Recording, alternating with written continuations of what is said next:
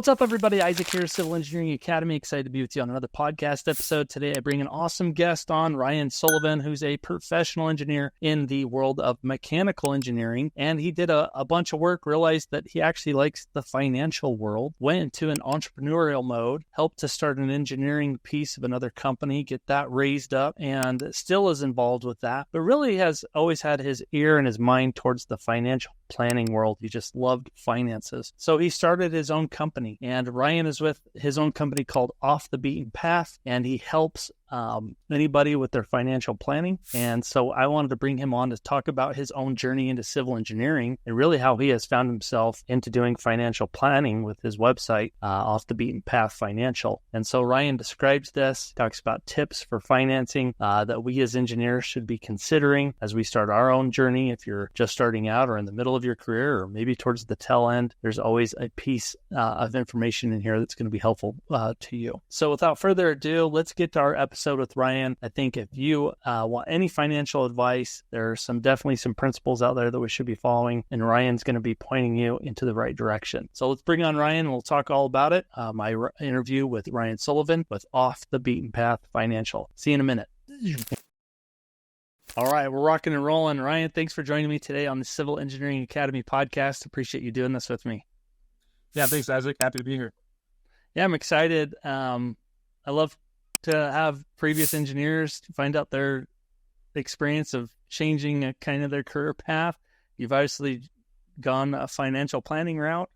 I would love to kick this off just hearing your own story about how you found yourself doing this, but maybe how you found yourself doing engineering and then transitioning into financial planning. Yeah, definitely. Well, I think, it all kind of started in high school when you're picking your major, right? Or you're thinking about going to college and it's like, what am I going to do? And for me, it was really a process of elimination. And so like, hey, I'm good at math and science. Let's do engineering. Like that seems kind of a logical thing. And then it was like, okay, well, what type of engineering?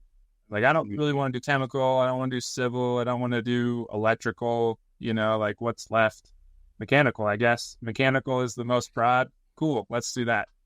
And so, I think find themselves in a similar situation when they're younger like that. You don't really know what things are, what you want to do, but you kind of fall into stuff. And so that was how I kind of started on the engineering path. And going to school, it made sense. Like I was good at it, and during college, my mom, she was like, you should really take some business classes. And I was like, business class? That's kind of dumb. Like those are for this, the dumb kids. Like I'm an engineer, right? And so I ignored her advice. And then after graduating, I started off working for a large regional architecture engineering firm, designing HVAC plumbing systems for buildings across the country.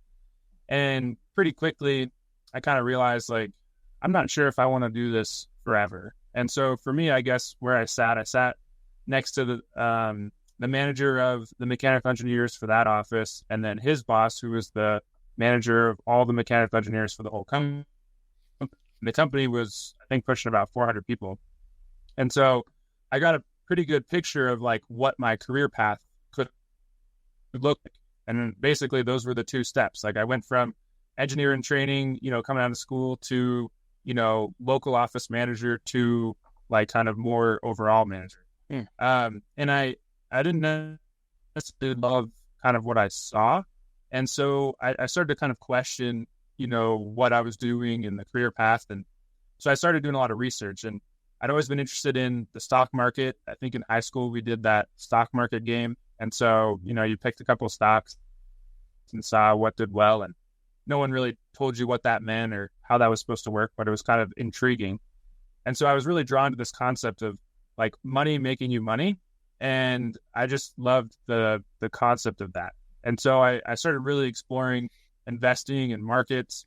And then I got really close to like wanting to trade, but I'm still like 23, 24 at this time. I don't have a lot of money. I was like, yeah, I probably shouldn't day trade all of my money. And so then I really started diving into business. And I started, just reading a lot and learning and seeing, okay, business owners are the ones that a lot of times can create a lot of wealth and have a lot of flexibility and control of their time, which is really what I was looking for. And so then I started down this whole path. And so I looked at starting a business, tried a couple of things. I looked at buying a business, and I looked at becoming like a business consultant, and all that stuff kind of fizzled out. And this is, over years and years, kind of looking and working on these different areas. Eventually, I found kind of a unique opportunity to start an engineering department at a local plumbing heating contractor. And that was an interesting opportunity because I kind of got to get into the business side of things without necessarily the risk of going.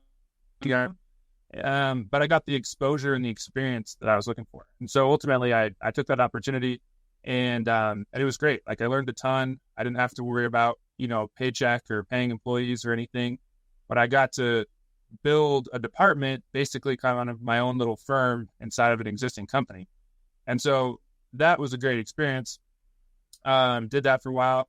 And then, really kind of came back to this investing and markets and finance area when I just started talking to more people about it. And I was spending all my free time, researching and learning about these things, building spreadsheets. And so then as I was having these conversations with friends and family and people, it was like, oh, you don't spend all of your time like learning about this stuff. That was kind of a surprise to me. And so the more I had, the more I realized, like, hey, I can help. I've spent a lot of time figuring this stuff out. I can help you make some of these decisions and point you in the right direction. And so ultimately it was like, this makes a lot of sense. Like, I always want to have my own business. I'm good at this. I like having these conversations. I like spending my time doing these things. I'm going to launch my own firm. So that was kind of the journey. That is awesome. Well, I have a lot of questions that kind of go along with those, but I guess the first thing on my head was it difficult to transition from doing engineering to running this department in this new company, this new entrepreneurial role that you had? Was that difficult? And then just to follow up, are you still doing that, or is that now gone and you're completely focused on the financial side business? Yeah. I mean, it was definitely challenging. I mean, so I had been licensed for 6 months, I think, when I left and started that department. So I was 26, and yeah, just newly licensed. And so I didn't really know what I was doing. And there were some challenges with that, but I think what I did was, so partially it was more of a residential contractor. And so they were doing a lot of high end, like very high end, like 10,000 square foot plus houses with like complicated systems with, geothermal and all these different things. And so it wasn't like my background had been in commercial engineering. And so that was different, where it was like this different types of buildings, different systems. But I had the support of, the rest of the company that had been doing it for decades. And so I was able to rely on them a lot for some of the technical stuff, or if I had questions or if I wasn't sure. But putting myself in that situation where I was the only engineer in a company filled with, field guys was not easy. And so I think I learned a lot about communication, working with different types of people. And but all in all, I mean, it was a great experience. And so there's obviously a lot more I could go into about that. But then starting the financial planning business, I still do some engineering, and so I haven't gone 100%, but that's kind of the plan, and the eventual goal is to continue to work on that side of things. So that's awesome. So you're still involved then doing some engineering on that side. Well, that's good. Keeps you going. Is that fully remote, or do you have to go into an office? A little bit of both. Yeah. Okay. Well, that's awesome. And I mean, one of the things that you kind of talk about is that you were able to grow that to do 1 million in annual revenue in 5 years, which is amazing. So, were you surprised at how quickly that grew? Was it something that as it grew, you noticed, was it making more than your previous employment? Like, how good was that for you? Yeah, I think, I don't know. It didn't really feel like as big of an accomplishment as maybe it was like in the moment, just because like my part of the overall business was such a small piece. And contractors, they do a lot because they hire subs and they buy material and they do all this stuff. And so, my piece of the business was small, but it was still like a big milestone, and it still took a lot of effort. And I think one of the biggest challenges was my experience was that architects and contractors, like that, at least in our market here, is very relationship based. It's a small market in Montana. And so everyone has their partners that they've been working with for years. And so to break into that as kind of this new player was really challenging. And so I really had to lean into, okay, what makes us different? Like, what is our specialty? What's our niche? Why are we unique? And that was what I think was really helpful with creating that growth and understanding why someone should work with us versus somebody else, and going after the types of work and the types of clients and the types of products that were going to lend itself to us being successful.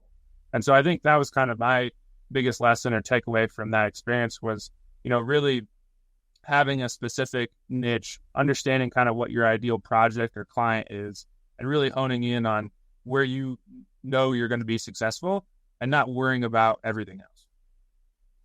That's good advice, probably for anyone that's starting a new business. I think those are good tips. So, just to go along with this journey, you're doing this, and then you've started the off the beaten path financial that you've started on the side of all of this. What was your first client experience doing that? How did you get clients in that arena? Yeah. Well, my first few clients were some friends and family.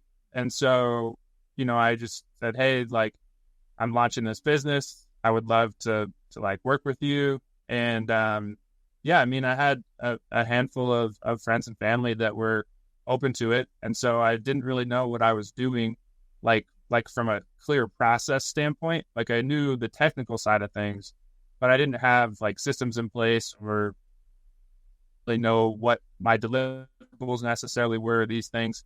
And so that was super helpful that they were willing to let me kind of work through that with them, because I iterated on my process, my pricing, my service, all this stuff like 3 times the first few months, just because of the feedback and kind of the experiences that I had working with them. And so that was another huge thing, I think, for any business owner kind of starting off, is to try and get some early experience, hopefully with maybe some lower risk clients that you have a good relationship with, that give you an opportunity to kind of do some trial and error. And because I learned a ton from that. And so once I made it through working with those first few clients, I felt way more confident in what I was doing, how I was doing it. And I could speak to that better when I was meeting with people that I didn't have prior relationships with. Makes sense. So now you got the ball rolling, what are you seeing out there? Or what are some very common frustrations that you see engineering professionals have about their personal finances? Yeah, I think, a couple of things I see, one is it's a big, complicated world. It's confusing. Even the financial advisor world is confusing. Like, there's so many different types that do different things, but they all kind of have the same title and name. When it comes to investments and you're looking at your 401k, it's like, what are the differences between these? Like, how do I pick them? And so I think that some people just get really overwhelmed by that. And then that kind of leads to inaction. And so whether it's, trying to make decisions, or maybe it's like coming to an agreement with a significant other of like, hey, I think we should do this, or I think we should do that, but you don't really know what you're talking about and they don't really know either. And so kind of that indecision really can cost people, because one of the biggest advantages you have when it comes to your finances is time, and ultimately like compounding and compounded growth are one of the biggest assets you really have. And so the sooner you can get started, the sooner you can start making forward progress, the better you're going to be off in the long run. So that's one thing I see, is just kind of people stall to inaction just because of uncertainty. Another one is not necessarily when to spend the time, right? And so like people kind of set stuff up. Maybe they make a decision early on, but they don't really want to spend a lot of time on it. They'd rather focus on their career. They'd rather go have fun, do their hobbies. And that's totally fine. Like there's nothing wrong with that, but you need to do something, and you need to kind of periodically check in. You need to have a plan. You need to make sure you're on the right path. And like these things change. And so especially, I tend to work with people more, I'd say kind of mid-career professionals. And so they're still kind of in the accumulating phase. And so a lot of them have large career changes. Maybe they get married or they have a kid or they change jobs or they buy a house or they move, When these like kind of more major life events occur, usually you need to make some updates to kind of your financial picture. And so do you do that? Or have you gone through like 3 or 4 of those life changes and forgotten to update anything, And so I think those are a couple of areas that I see a lot of times, engineers maybe struggle with or miss out on. Oh, I definitely can see that happening. You get so busy and wrapped up with all these bigger changes that you don't sit down and see how your finances are all impacted or if you need to make tweaks to things to help you out. So I'm just curious, but are there specific financial instruments that you like or refer people to, or is it just really dependent on where people are at with their situation? Yeah, I mean, one of the things I like to say is, finance is very personal. And so I think that everyone has a kind of a unique situation. And so that's, I think, one of the big challenges people find too is, you can go on Google or you could use ChatGPT and say like, hey, what do I do? Or where should I put my money or something? And like, you'll get a answer, but is that the best answer? And I think that's kind of the challenge that you run into in just kind of the financial world is that there's so many possibilities that it's really difficult to dial in like what's the best one for you. And so I think that that's where the advantage of working with an advisor comes in, or at least just really understanding, kind of what's to you, your goals, your priorities, and trying to make decisions through that lens. And so I guess when you say financial instruments, what exactly are you talking about? You're talking about like investments specifically, or? Yeah. Do you like mutual funds, things related to the stock market? Do you like real estate? What are your, I guess, your favorites, or what's, I guess, some tips along those lines? Yeah. So I'm more of a stock market guy, I guess. And so, I mean, lots of people in the industry are big into real estate. Makes sense. Like, we're involved with designing buildings, and different levels of construction. And so, real estate maybe feels natural. I've worked with some people on that as well, but for whatever reason, like I've always been drawn more to the stock market. And from that standpoint, I'm a pretty big fan of ETFs just because I don't really like mutual funds that much. Mutual funds just typically have higher fees, more fees, and ETFs just kind of give you a similar product for cheaper. But I also have a little bit different kind of investment strategy than a lot of other people these days. Like a lot of advisors and just in general, there's been a big push towards like passive, low cost index ETFs, which make a lot of sense. And if you don't want to spend a lot of time on these things, like that's a great place to start. That's where I started. It makes sense.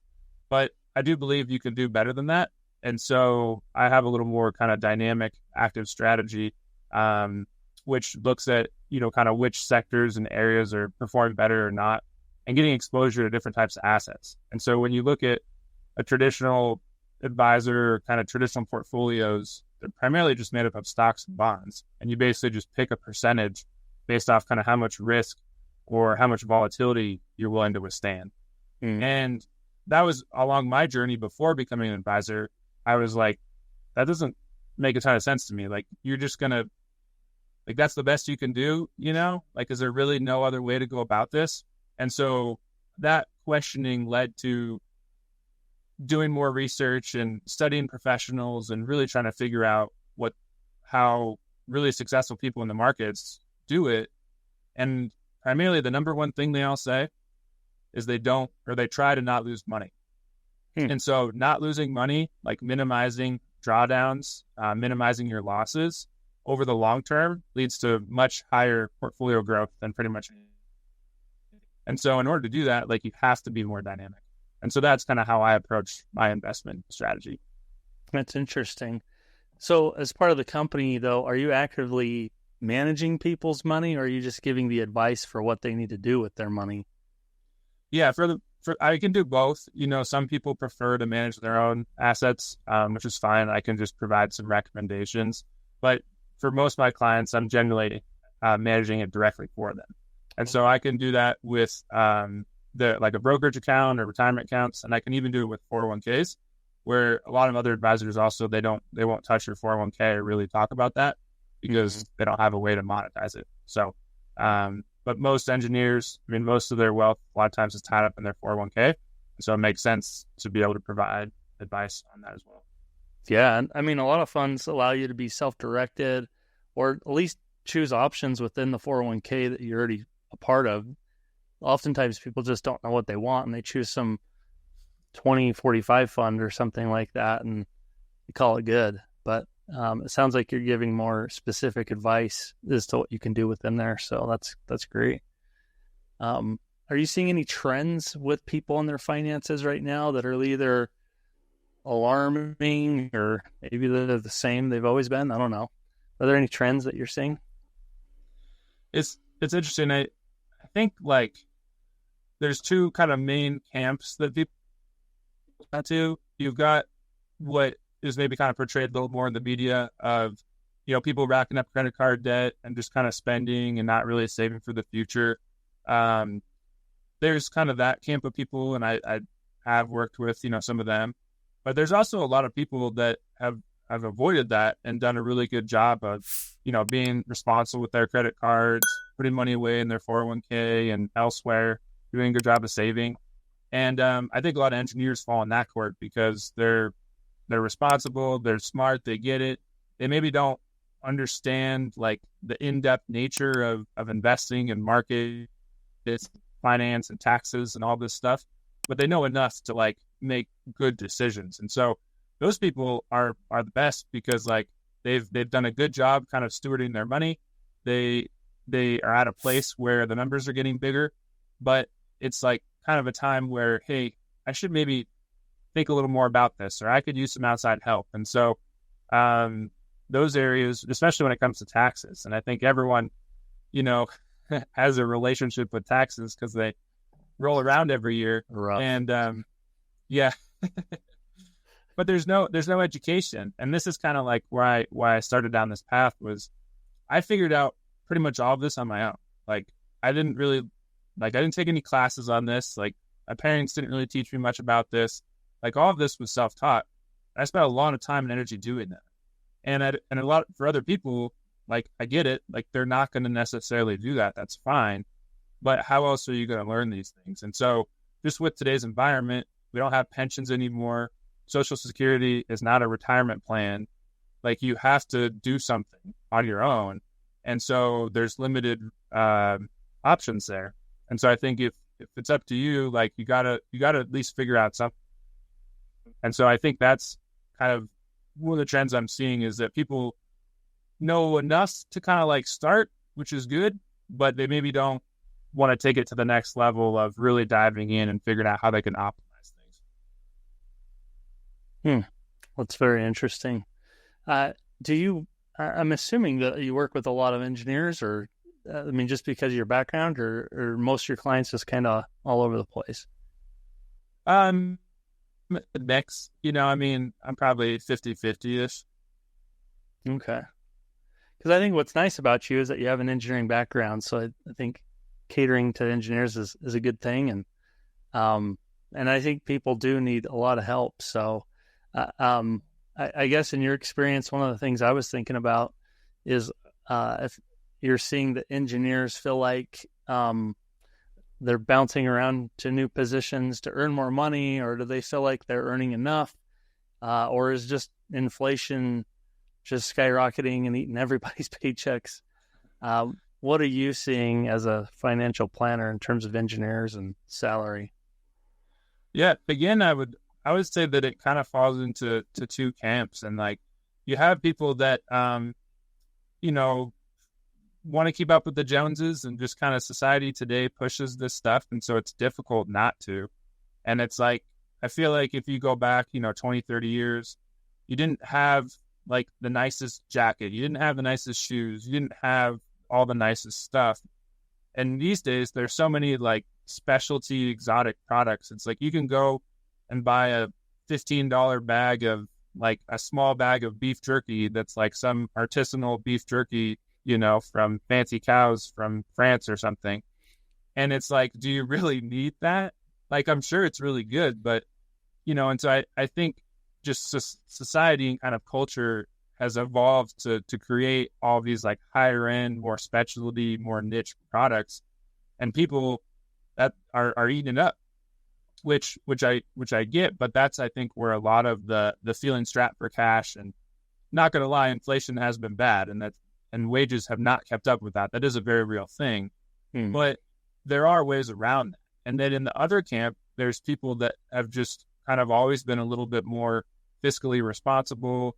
They've controlled their spending. They're not always chasing after the next great thing. Like, they don't need the next new iPhone. And so they're doing just fine. And so I think you kind of have this bifurcation between kind of these two different philosophies or approaches to how people manage their money. And so, I mean, engineers can still make, a good wage. It's maybe not what it used to be.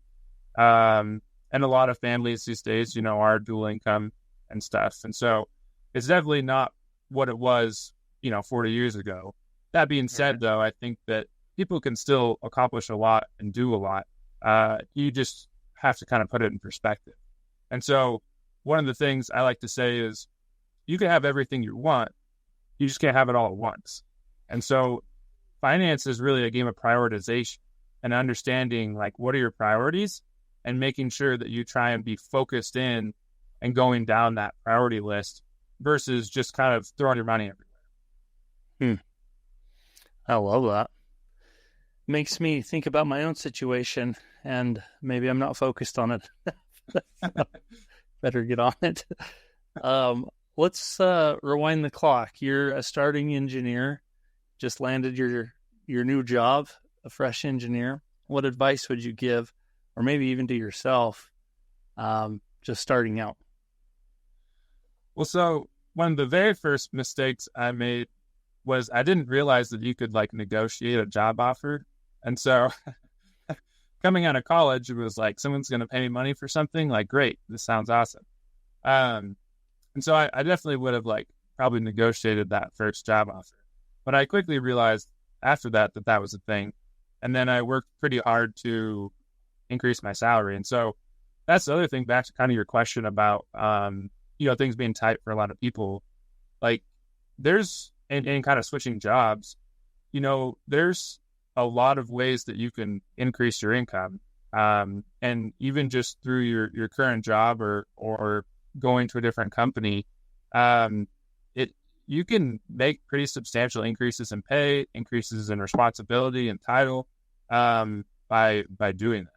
And so that was one thing that I think I actually did pretty well through my career, was kind of moving up, because I worked at it. And so when I had my first, like when I asked for a raise, I spent like 2 months preparing, and I did like practice sessions with my dad, and we'd be on the phone for an hour or two, and we were like role playing it, and that was hugely valuable, because I went into that conversation and, I'm 23 at the time, maybe, or something, and felt good about what I was talking about. Like, I had evidence, I had done research, like I had documentation to support what I was talking about, and I went about it the right way, and it worked out great, and I got a pretty big raise.